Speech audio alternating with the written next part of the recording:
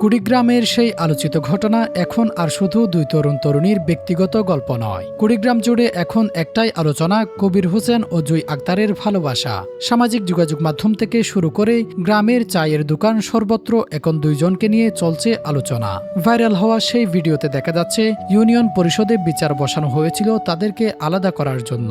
চারপাশে অসংখ্য মানুষ, পরিবারের চাপ, উত্তেজনাপূর্ণ পরিবেশ, সবকিছুর মাঝেও একে অপরকে শক্ত করে জড়িয়ে ধরে কান্না করছিল কবির ও জয়। যেন পৃথিবীর কোনো শক্তি তাদেরকে মন থেকে আলাদা করতে পারবে না। আর সেই দৃশ্যই যেন ছুঁয়ে গেল লাখো মানুষের হৃদয়। এখন পরিস্থিতি নতুন দিকে মোড় নিচ্ছে।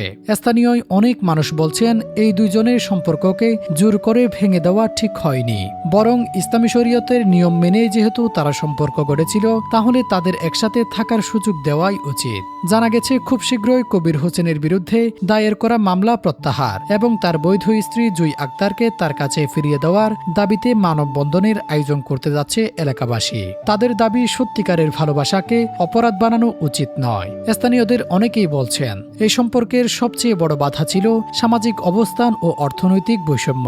কবিরের পরিবার তুলনামূলক গরিব হওয়ায় মেয়ের পরিবার এই সম্পর্ক মেনে নিতে পারেনি, অথচ দুইজন দুইজনকে মন থেকেই ভালোবেসেছিল এবং ভবিষ্যৎ নিয়ে স্বপ্ন দেখেছিল।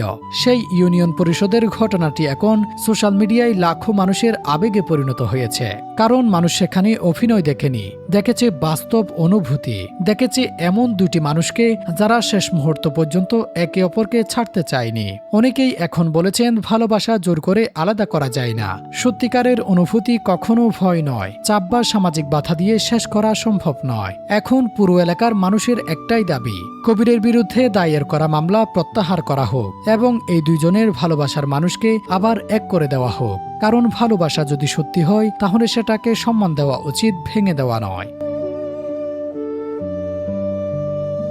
Desk report, true news.